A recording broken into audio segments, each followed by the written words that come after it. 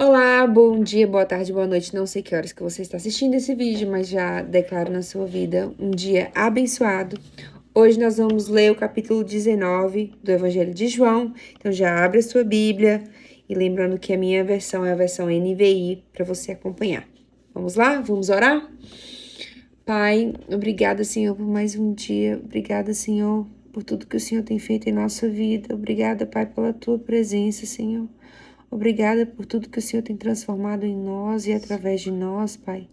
Obrigada, pois Tu és bom, Tu és a bênção, Senhor. Obrigada por sempre estar conosco, nos livrar de todo o mal. Obrigada por todas as promessas que o Senhor fez na nossa vida. Que o Senhor não é homem para que minta, nem filho do homem para que se arrependa. Então eu já declaro na minha e na sua vida que todas as promessas do Senhor serão cumpridas. Também, Pai, te peço que nesse dia de hoje o Senhor possa vir e ministrar os nossos corações, que o Senhor possa responder orações, que o Senhor possa limpar os nossos olhos, os nossos ouvidos, que o Senhor possa falar conosco nesse dia, nessa palavra, Pai. Toca os nossos corações, Senhor, e que nós podemos cada vez mais ter revelação da Tua palavra. Em nome de Jesus, amém. Vamos lá. Então Pilatos mandou açoitar Jesus. Os soldados teceram uma coroa de espinhos e a puseram na cabeça dele. Vestiram-no com uma capa de púrpura e, chegando-se a ele, diziam: Salve, Rei dos Judeus! E batiam-lhe no rosto. Mais uma vez, Pilatos saiu e disse aos judeus: Vejam, eu estou trazendo a vocês para que saibam que não acho nele motivo algum de acusação. Quando Jesus veio para fora, usando a coroa de espinhos e a capa de púrpura, disse-lhe Pilatos: Eis o homem. Ao vê-lo, os chefes dos sacerdotes e os guardas gritaram: Crucifica-o, crucifica-o. Mas Pilatos respondeu: Levem-no vocês e crucifiquem-no. Quanto a mim, não encontro base para acusá-lo. Os judeus insistiram: Temos uma lei e, de acordo com essa lei, ele deve morrer, porque se declarou filho de Deus. Ao ouvir isso, Pilatos ficou ainda mais amedrontado e voltou para dentro do palácio. Então perguntou a Jesus: De onde você vem? Mas Jesus não lhe deu resposta. Você se nega a falar comigo? Disse Pilatos. Não sabe que eu tenho autoridade para libertá-lo e para crucificá-lo? Jesus respondeu: Não terias nenhuma autoridade sobre mim, se essa não te fosse dada de cima. Então Jesus fala aqui que ninguém, nada, nem ninguém tem autoridade sobre ele a não ser Deus.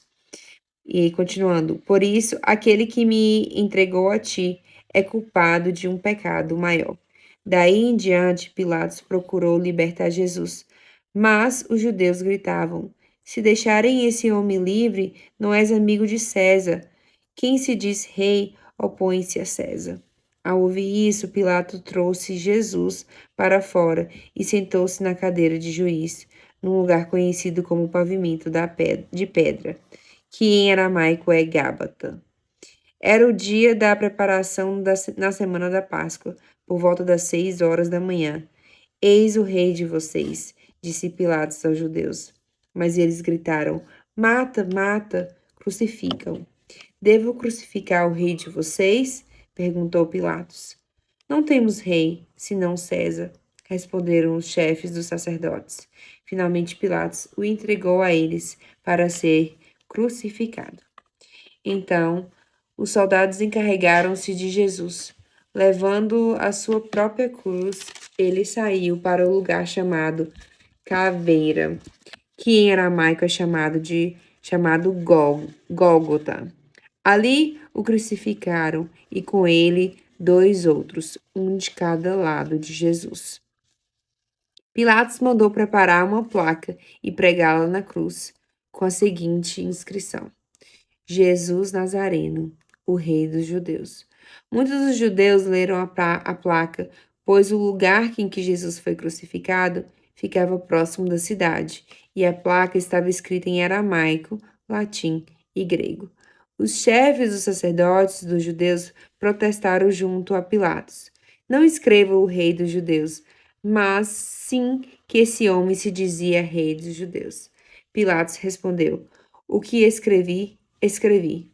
Tendo crucificado Jesus, os soldados tomaram as roupas dele e as dividiram em 4 partes, uma para cada um deles, restando a túnica. Essa, porém, era sem costura, tecida numa única peça de alto a baixo. Não a rasguemos, disseram uns aos outros. Vamos decidir por sorteio quem ficará com ela. Isso aconteceu para que se cumprisse o que a escritura que diz: Dividiram as minhas roupas entre si e tiraram sortes pelas minhas vestes. Foi o que os soldados fizeram. Perto da cruz de Jesus estava sua mãe, a irmã dela, Maria, mulher de Clopas, e Maria Madalena. Quando Jesus viu a sua mãe ali e perto dela o discípulo a quem ele amava, disse sua mãe: Aí está o seu filho. E ao discípulo: Aí está sua mãe. Daquela hora em diante, o discípulo recebeu em sua família.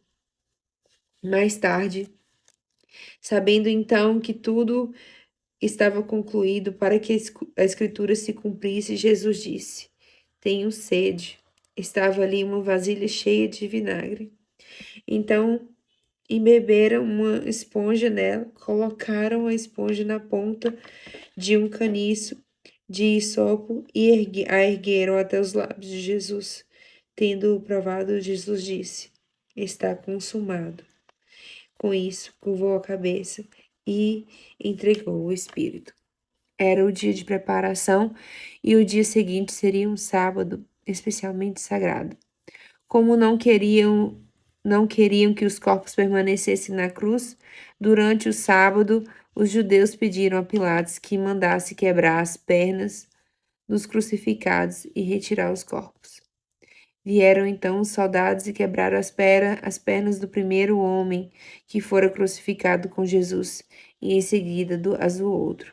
Mas quando chegaram a Jesus, constatando que já estava morto, não lhe quebraram as pernas. Em vez disso, um dos soldados perfurou o lado de Jesus com uma lança e logo saiu sangue e água. Aquele que o viu deu testemunho, e o seu testemunho é verdadeiro. Ele sabe que está dizendo a verdade, e dela testemunha para que vocês também creiam. Essas coisas aconteceram para que se cumprisse a Escritura. Nenhum dos seus ossos será quebrado. E, como diz a Escritura, no outro lugar, olharão para aquele que transpassaram. Depois disso, José de Arimateia pediu a Pilatos o corpo de Jesus. José era discípulo de Jesus, mas o era secretamente, porque tinha medo dos judeus. Com a permissão de Pilatos, veio e levou embora o corpo. Ele estava acompanhado de Nicodemos, aquele que antes tinha visitado a Jesus à noite. Nicodemos levou cerca de 34 quilos de uma mistura de mirra e aloés.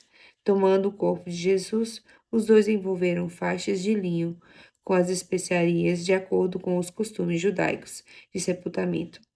No lugar onde Jesus foi crucificado havia um jardim, e no jardim um sepulcro novo, onde ninguém jamais fora colocado. Por ser o dia de preparação dos judeus, e visto que o sepulcro ficava perto, colocaram Jesus ali. Não tenho nem forças para ler direito tudo aqui que aconteceu, e é muito, muito emocionante no sentido de triste quando a gente vê e lê sobre a morte de Jesus e tudo que ele passou por nós e pelo povo dele. Jesus veio para o povo dele, que era os judeus, inclusive foi colocado na placa Jesus Nazareno, o rei dos judeus. Mas os judeus que foram os que pediram a sua crucificação. Então, muitas vezes na nossa vida, são pessoas que estão próximos de nós, são os nossos, os nossos pais, os nossos filhos, os nossos parentes, os nossos primos, os nossos amigos que podem vir a nos condenar. E Jesus passou por isso.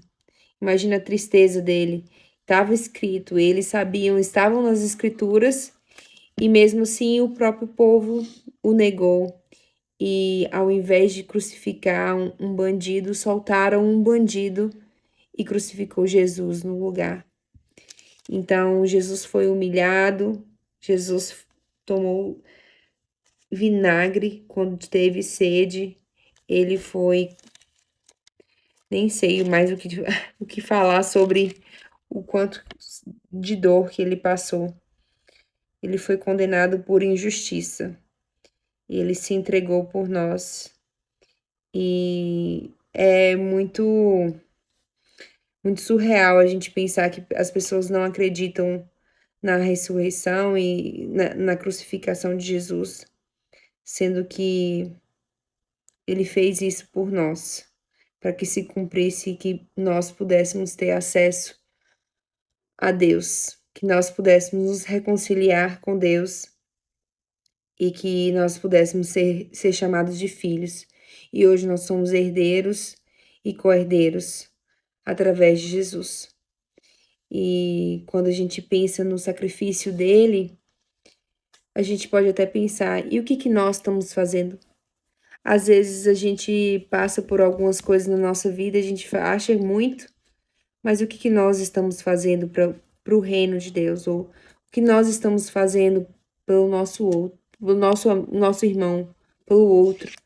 Jesus fala que é o primeiro mandamento, né? Amar a Deus sobre todas as coisas e o próximo como a ti mesmo. E ele repete várias vezes durante o livro de João sobre amar o irmão, amar o outro, amar o outro, amar o outro. E será que nós estamos amando mesmo? Será que nós estamos carregando a nossa cruz? Jesus, ele fala que a gente tem que seguir, que a gente tem que morrer para que nós tenhamos vida, que nós tenhamos que pegar a nossa cruz e seguir, que cada um pegue a sua. Ele pegou a dele. E olha que a cruz dele foi pregada. Ele foi chicoteado. Ele colocou espinhos na cabeça, onde sangrou. E a nossa cruz? Muitas vezes a gente reclama por algumas coisas que nem se comparam com a cruz de Jesus. E mesmo assim a gente reclama, a gente murmura, a gente fala. Não que não devemos sentir, a gente deve sentir sim. Mas que todo momento, quando a gente passar por uma provação, por uma situação, a gente tem que lembrar que nós já somos vencedores e que Cristo, ele fez por nós. Ele morreu ali por nós. E que nada o que a gente passar, nada vai ser comparado ao que ele já fez. Ele já fez por nós. Ele já deu seu sangue. Ele morreu por nós. Então, hoje fica essa reflexão da palavra, muito forte e muito triste, mas o que precede um momento muito alegre, que no próximo capítulo é a ressurreição. Glória a Deus por isso. E é isso. No próximo vídeo nós vamos estarmos alegres porque ele morreu e ressuscitou dos mortos. Aleluia. Vamos orar? Pai, obrigado, Senhor. Obrigado por ter enviado o seu único filho para morrer por nós. Obrigado pelo sacrifício na cruz. Oh, Pai, nos perdoa, perdoa os nossos pecados, perdoa por às vezes sermos tão desobedientes, perdoa por às vezes termos corações que não estão alinhados com o teu, Pai. E eu já te peço, Senhor, em nome de Jesus, que então alinha os nossos corações, alinha os nossos desejos e as nossas vontades, Senhor, para que nós possamos viver as suas vontades, os seus sonhos, Pai. Oh, Pai, seja feita a tua vontade na nossa vida, Senhor, por mais que doa, por mais que sejam provações, Pai. Eu sei que o Senhor não dá nada que nós não possamos carregar. Eu sei que o Senhor faz na nossa vida porque o Senhor conhece os seus filhos e que o Senhor quer que nós tenhamos relacionamento com Ele, que nós crescemos nele. Então, Pai, nos fortalece, nos dê coragem para seguir. Nos dê esperança, Senhor, no meio do caos. Eu declaro que você e eu sejamos alegres, que recebamos uma alegria que vem do Senhor, que recebamos um renovo que vem dos céus, para que nós possamos enfrentar as provações do dia a dia, que não é fácil. Nós sabemos que nesse mundo teremos aflições, mas o Senhor é aquele que nos fortalece, é aquele que está conosco, que nunca irá nos abandonar nenhum dia da nossa vida. Ele nos dá renovo, ele nos carrega no colo, porque Ele é um bom Pai, Ele é um bom pastor. Então, Pai, alinha os nossos corações, alinha, Senhor, os nossos sonhos com os teus sonhos, nos fortalece, Senhor, para cada vez mais estarmos firmes na tua palavra, no teu caminho, Pai. Eu declaro em nome de Jesus que nem eu, nem você, não vamos desviar nem para a direita, nem para a esquerda, Pai. Em nome de Jesus, nós seremos fortes e corajosos e manteremos firmes na tua palavra, pois nós já somos vencedores em Cristo Jesus, mais que vencedores. Ele já venceu a cruz. Aleluia. Em nome de Jesus. Amém. Então, até o próximo capítulo de alegria, que é da ressurreição. Tchau, tchau.